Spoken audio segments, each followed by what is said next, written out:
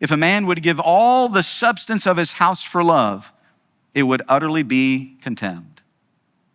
So again, just thinking of these verses here and thinking as we're looking at God's design for love, and we're going to come back to these verses here as we go through, but think about what he says here in verse number 6. Set me as a seal upon thine heart, as a seal upon thine arm. So there's a covenant, there's a seal that's being made here. There's a covenant, right?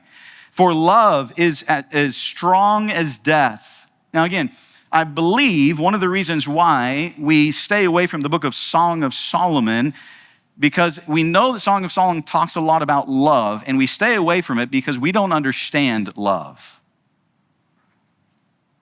We get our definition, an idea of love from the world instead of from God.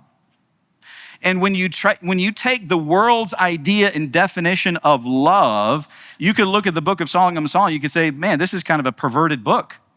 No, that's not what God is showing us at all, right? God is showing us what he has designed. God is showing us how important love is, right? And this is why he says, for love is as strong as death. And of course, notice, jealousy is cruel as the grave.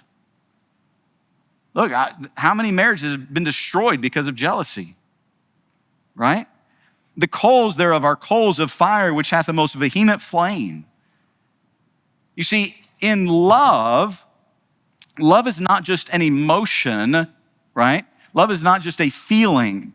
In love, there is going to be trust. In love, there is going to be that self-sacrifice.